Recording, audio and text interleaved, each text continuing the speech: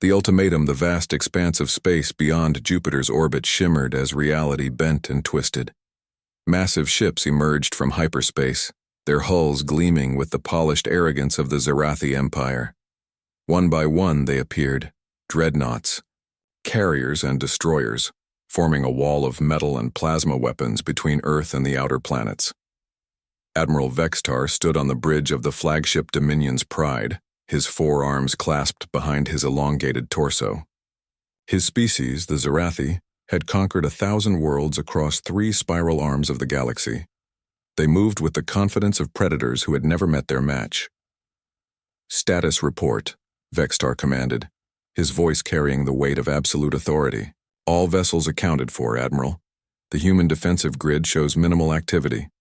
Their military assets appear limited." The tactical officer's tone carried a hint of confusion. Vextar's mandibles clicked in satisfaction. "As expected. These humans barely achieved faster-than-light travel a century ago. Prepare the diplomatic vessel. Ambassador Krell will deliver our terms." The diplomatic cruiser Silent Discourse detached from the main fleet, its sleek form cutting through the void toward Earth. Inside, Ambassador Krell reviewed the demands one final time. The terms were simple: complete surrender, integration into the Empire as a vassal state, and tribute of 70% of Earth's resources. In return, humanity would be allowed to exist under Zarathi protection. As the cruiser approached Earth's outer defense perimeter, something unusual happened. No challenges came through the communication channels. No warning shots fired. No scrambled fighters launched to intercept. The human orbital stations simply tracked the vessel's approach with passive sensors. "Ambassador," the pilot's voice crackled with uncertainty. "We're receiving landing coordinates. They're inviting us down." Krell's 6 eyes blinked in sequence. "Inviting us? No demands for identification, no threats?" "None, sir. Just coordinates for the United Nations building in New York." The landing was eerily smooth. No military escort, no defensive formations. The streets of New York bustled with normal activity, as if an alien armada wasn't currently parked in their solar system. Krell found himself escorted by a small diplomatic team to a conference room where a single human waited. "Welcome to Earth, Ambassador Krell," said the human, a middle-aged woman with graying hair and calm eyes. "I'm Secretary General Maria Santos. Please have a seat." Krell towered over the human, his exoskeleton gleaming under the artificial lights.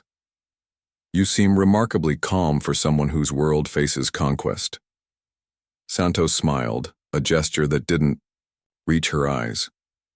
"We've been expecting you. Would you like some coffee? I understand your species can process caffeine." The casual nature of the interaction unsettled Krell more than any show of force could have. He delivered the Empire's demands with practiced authority, watching for the fear that always came when lesser species realized their fate. But Santos simply nodded, taking notes on a tablet. "I see. These are comprehensive demands. We'll need to discuss this with our governing bodies, of course. You have 72 Earth hours," Krell stated. "After that, we begin orbital bombardment of your major cities." "Understood. We'll have an answer for you well before then." As Krell departed, something nagged at him. The humans showed no panic, no desperate military preparations. Their cities continued functioning normally. Their media barely mentioned the alien fleet. It was as if they knew something the Empire didn't. Back on the Dominion's Pride, Admiral Vextar reviewed the intelligence reports with growing unease. "Their military presence is minimal," reported the intelligence officer. "We detect only a handful of patrol vessels, some orbital defense platforms, and ground-based installations. Nothing that could threaten our fleet." "And yet they show no fear," Vextar mused. "What of their colonies?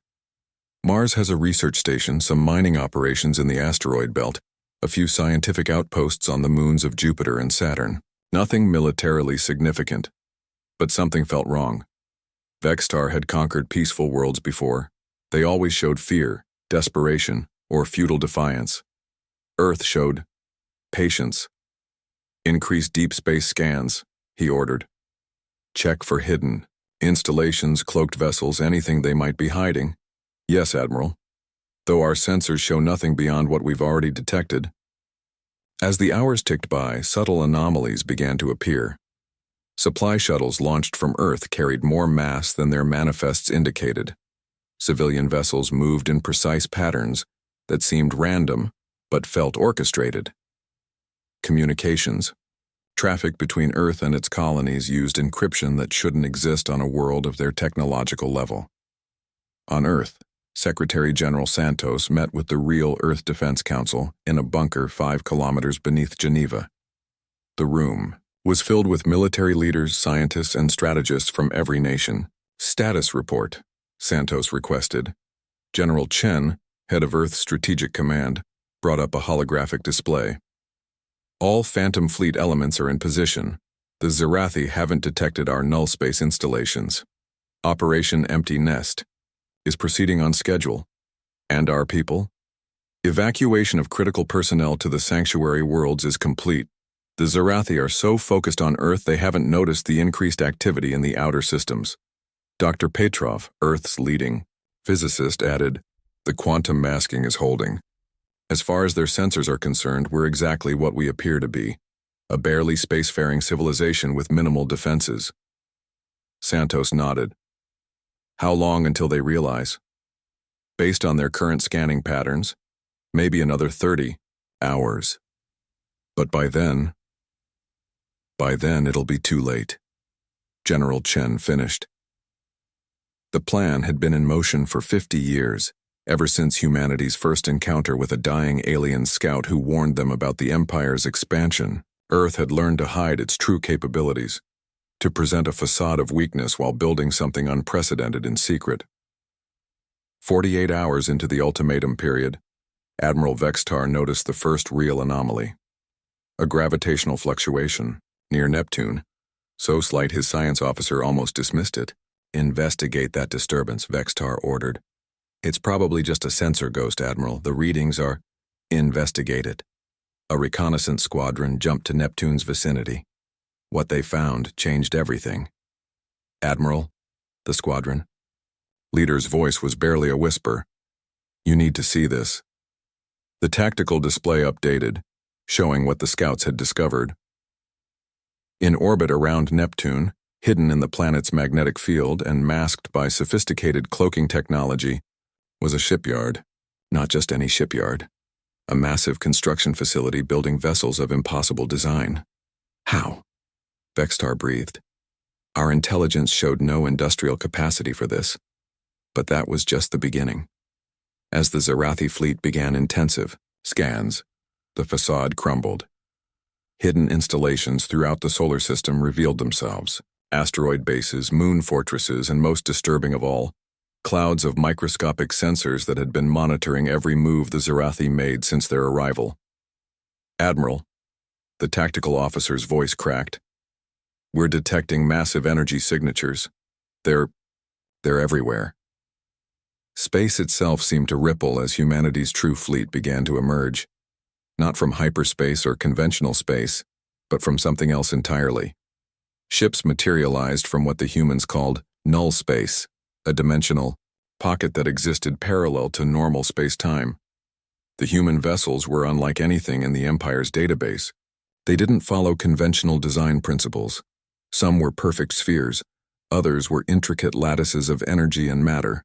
All of them radiated power signatures that made the Zarathi dreadnoughts look like patrol boats. Admiral Vextar watched in growing horror as the tactical display updated. Red icons, enemy vessels, appeared in perfect formation around his fleet. They had been there all along, hidden in their dimensional pocket, waiting. The bridge of the Dominion's pride fell silent as the crew processed what they were seeing.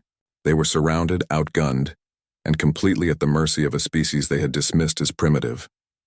"Sir," the communications officer whispered, "we're receiving a transmission from Earth." Secretary General Santos appeared on the main screen, but she was no longer in the UN building.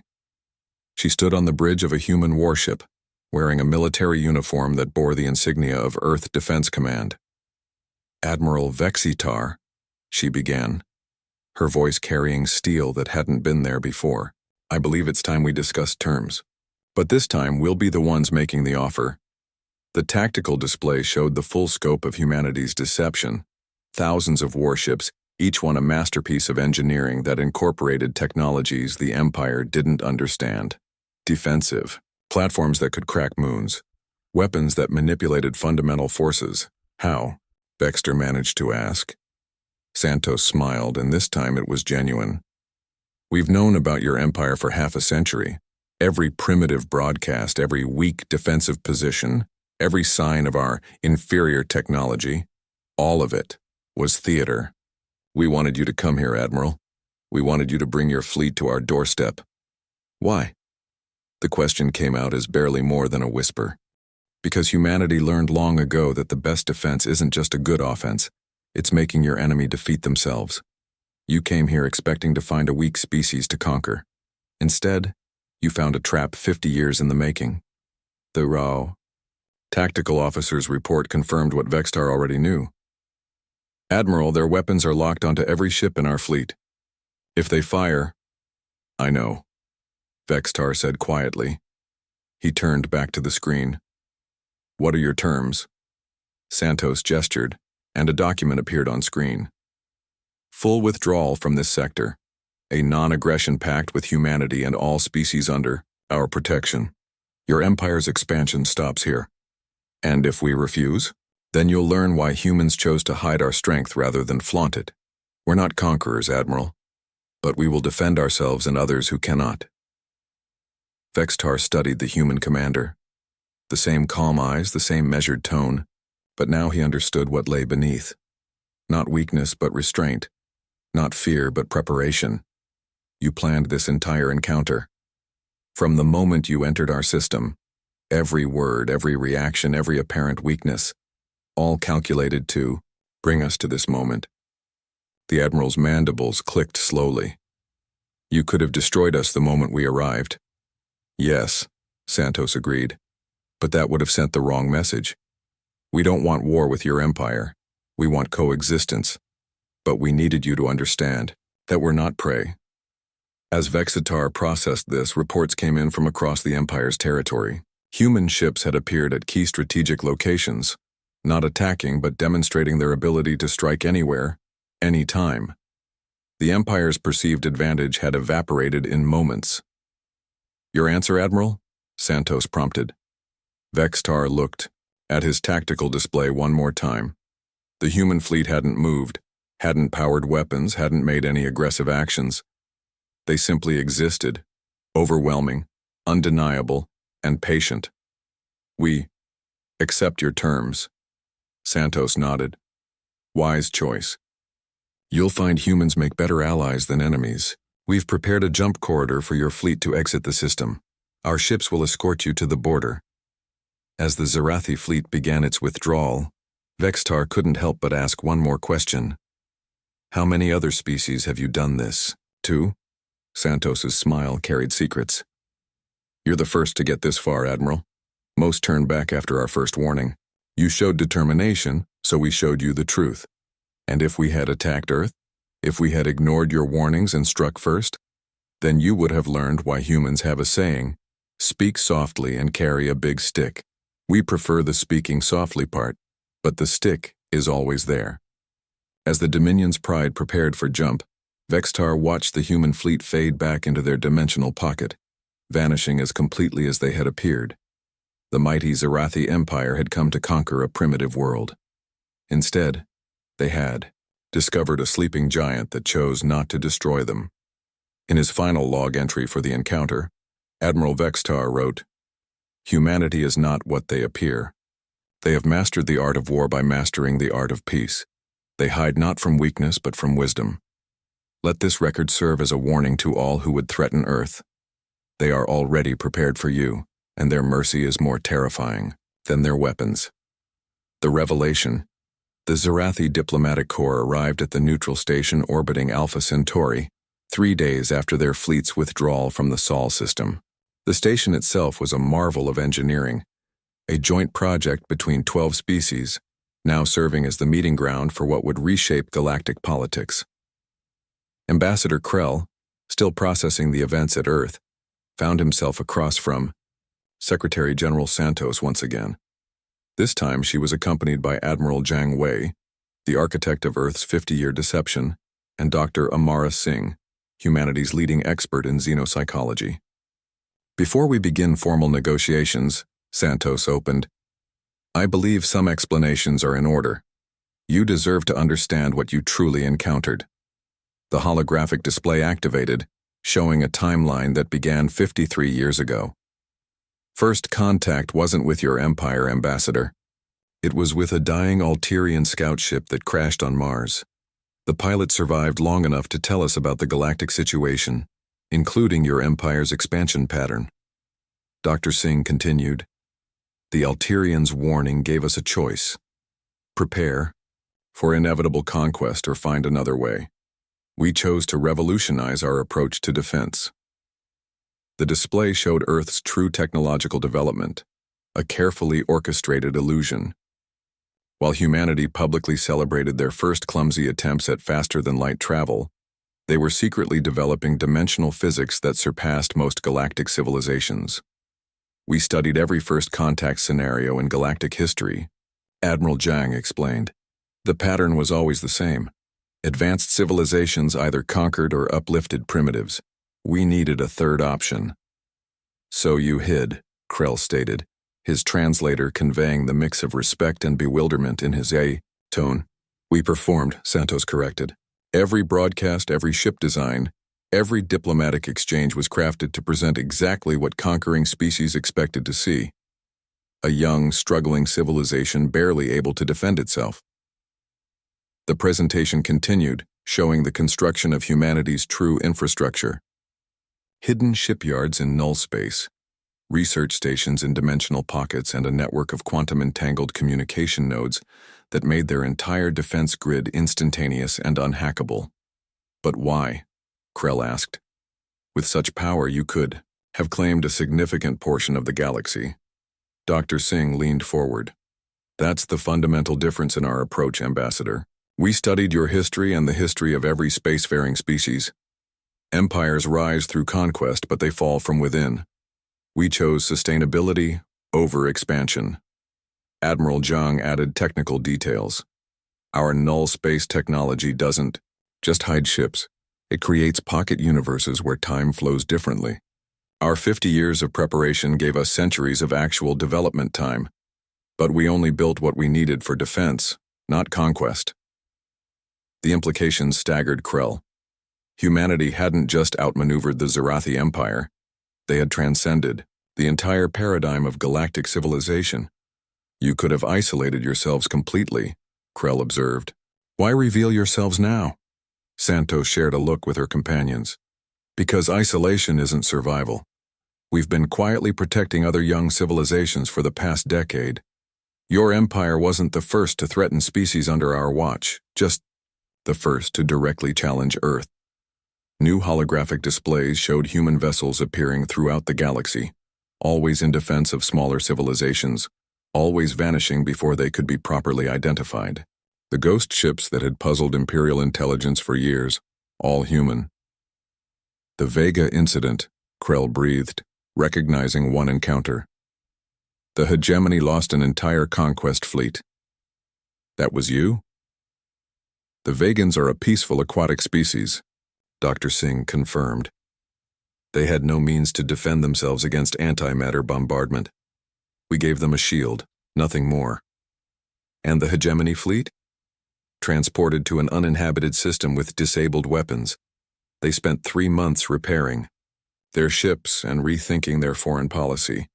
The pattern became clear. Humanity hadn't just protected themselves. They had been systematically dismantling the galaxy's conquest-based power structure without anyone realizing it. This is why you wanted us here, Krell understood. Not just to protect Earth, but to change the Empire itself. Santos nodded.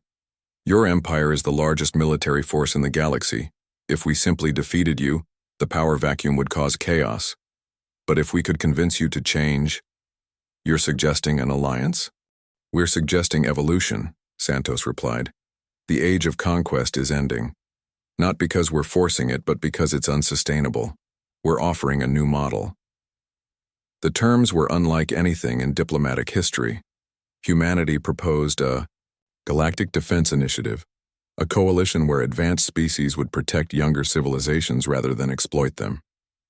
Earth would share limited versions of their defensive technologies in exchange for commitments to non-aggression. And if we refuse? Krell had to ask. Admiral Zhang's expression remained neutral. Then you return to your empire with the knowledge that humanity exists, that we're watching, and that any aggression against developing species risks our intervention, not an ideal outcome for anyone. The negotiations continued for days. During breaks, human representatives shared more of their history, how they had turned their own warlike nature into a tool for protection, how they had unified their fractured world through the external challenge. On the fifth day, as terms were being finalized, alarms suddenly blared through the station. A massive fleet had emerged from hyperspace, not Zarathi but hegemony vessels, armed and approaching fast. Interesting timing, Santos commented, seeming unconcerned. Krell watched the tactical display with growing alarm. They're coming to attack the station. This meeting threatens their expansion too. Yes, Admiral Zhang agreed. We expected this. Before Krell could respond, space around the station rippled. Human vessels emerged from null space, but these were different from the warships at Earth. Smaller, elegant, they took positions around the station and projected an energy field unlike anything Krell had seen. The hegemony fleet's weapons fired. Massive beams of directed energy that could crack continents. They hit the shield and simply stopped. Not absorbed or deflected, but frozen in space-time, hanging like solid bars of light. Temporal stasis field, Dr. Singh explained casually. Those beams will hang there for about 1,000 years unless we choose to release them. The hegemony commander's confused transmission crackled through the station's systems, demanding to know what had happened to their weapons. Santos activated the communication system. Commander Thax, I presume. Your timing is perfect. Ambassador.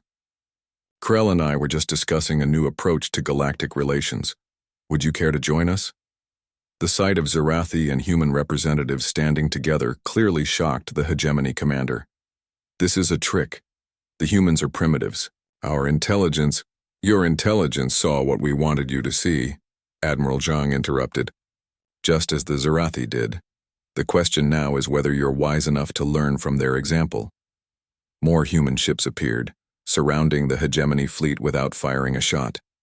The message was clear. Overwhelming force held in check by choice, not weakness. Thax's central eye narrowed. What are your terms? The same we're offering everyone, Santos replied. Join the Galactic Defense Initiative, protect rather than conquer, and share in technologies that make conquest obsolete. Or maintain your current path and find that the galaxy has moved beyond you. The three-way negotiations that followed reshaped galactic politics. The hegemony, faced with the same revelation that had stunned the Zarathi, found themselves questioning fundamental assumptions about power and survival. Within 6 months, the Galactic Defense Initiative had grown to include 15 major powers and 43 smaller civilizations. Earth became not a conquered world, but the de facto capital of a new order, not through force but through the promise of protection. Admiral Vextar, who had led the original fleet to Earth, became one of the initiative's strongest advocates within the Zarathi Empire. In his memoirs, he wrote, "Humanity's greatest weapon was never their technology. It was their ability to make us question why we sought to use ours. They showed us that true strength lies not in the ability to destroy, but in the power to preserve. They conquered us not through battle but through awakening our better nature. The ghost signatures of human ships became a welcome sight throughout the galaxy. When aggressive species threatened peaceful worlds, the ghosts would appear, sometimes to defend, sometimes simply to remind that the universe was under new management." Dr. Singh published a study on the psychological evolution of galactic civilizations, noting, "Every species goes through stages: tribal warfare, planetary unification, interstellar expansion, and finally, if they survive, guardianship. Humanity simply compressed this timeline through conscious choice rather than waiting for natural selection. Secretary General Santos retired 5 years after the initiative's founding, passing leadership to a council representing all member species. In her farewell address, she shared the philosophy that had guided humanity's deception. We learned from our own history that the most dangerous moment for any civilization is when it first gains the power to destroy others. We faced that moment and chose restraint. We hope that by sharing this choice, we've helped the galaxy step back from the precipice of endless war. The Zarathi Empire's transformation was perhaps the most dramatic. Within a decade, their massive military infrastructure was repurposed for exploration and protection. Former conquest fleets became rapid response units for natural disasters and defensive operations. Ambassador Krell, now serving as the Empire's representative to the Initiative Council, often reflected on that first meeting with humanity. They showed us our reflection, he wrote, and in doing so helped us see who we could become. But perhaps the most significant change was in how the galaxy viewed power itself. The old paradigm, might makes right, gave way to a new understanding. True power lay not in the ability to take, but in the capacity to give, not in conquest, but in cultivation. Hidden human bases throughout the galaxy slowly revealed themselves, becoming centers of learning and cooperation. The dimensional technologies that had hidden Earth's true strength were shared in limited ways, allowing member species to create their own sanctuary worlds for refugees and endangered populations. 20 years after first contact with the Zarathi, Fleet Earth hosted the first Galactic Unity Conference. Representatives from over 200 species gathered in a station orbiting Earth, visible from the planet that had chosen to appear weak to become strong. In his opening address, Admiral Zhang, now head of the Initiative's Defense Council, shared one final revelation. The Ghost Fleet was never about military might alone. Each ship carries something more valuable than weapons, libraries of art, music, literature, and philosophy from every member species.